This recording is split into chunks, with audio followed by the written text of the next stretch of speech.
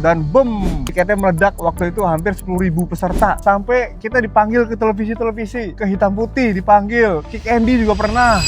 Dulu tuh marketing nggak kayak sekarang ada media sosial. Jadi dulu marketing itu masih menggunakan media besar seperti kayak Kompas, TV, itu menjadi works banget. Nah, saya mulai merintis waktu itu umur saya masih 22 tahun, 2012. Saya tuh berpikir, saya buka toko gede, luasnya itu 1 hektar lebih, hampir 2 hektar lah. Gimana caranya ngeramein toko saya? Kalau nggak rame, udah investasi besar, tapi traffic nggak sesuai harapan. Di situ saya pusing nih, puter-puter otak, saya belajar tentang marketing di situ. Saya belajar sampai ke luar kota lah. Dulu sih musimnya seminar gitu. Belajar ke Balikpapan, ikut seminar sana sini, dan akhirnya menemukan satu hal terkait dengan marketing. Marketing itu adalah terkait dengan bagaimana banyaknya kita eksposur pemberitaan di situ. Kalau dulu media itu menjadi sangat krusial, dan media itu sekaligus dari eksposur dan sekaligus dari validasi. Nah, saya berpikir gimana cara datengin traffic. Langkahnya ya, membuat orang tahu, membuat orang tertarik, membuat orang percaya. Itu langkah marketing. Di saat itu saya drop banget kan, modal saya udah habis, ada pinjaman bank juga. Jadi teman-teman, saya tuh pernah minjem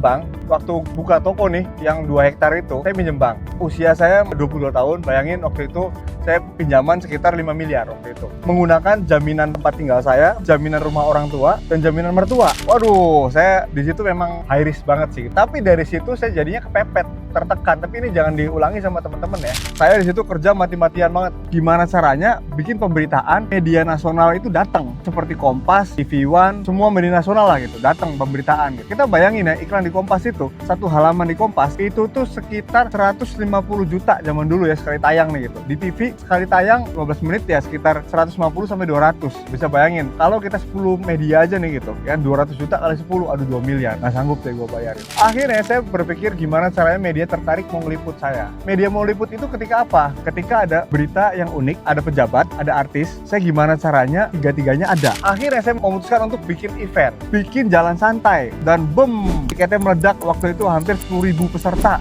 Saya mikir juga, ya kan gitu, kalau hanya keramaian pemberitaan nggak mungkin naik. Gimana caranya bikin pemberitaan tapi budgetnya murah? Akhirnya saya mikir lagi, apa nih yang unik dari saya? Oke, yang unik dari saya adalah usia saya masih 22 tahun, tapi saya bisa punya toko yang gede. Oke, kita ajuin ke Muri. Alhamdulillah sama Muri di approve nih. Saya pemecah rekor Muri sebagai toko terluas dan terbesar, usia termuda waktu itu 22 tahun di situ. Saya panggilin wartawan, saya panggilin semua. Ini bakalan ada pemecahan rekor Muri dihadiri oleh gubernur dan artis. Akhirnya dari situ, boom, semua naik. Saya naik di Kompas 1 halaman. Saya nangis di situ kayak, ya Allah, ini 150 juta harusnya bayar. Ini gua gak bayar gitu. Sampai kita dipanggil ke televisi-televisi, ke Hitam Putih dipanggil, Kick Andy juga pernah. Nah, jadi pelajarannya sini teman-teman buat UMKM harus belajar marketing. Produk kita bagus, tapi kalau kita nggak bisa memarketingkan, memasarkan, kita fail, gagal di situ. Belajar finance penting karena mitigasi resiko. Kita nggak bisa dari feeling aja. Yang ketiga baru terkait dengan produk, bikin produk yang mempunyai USP di situ.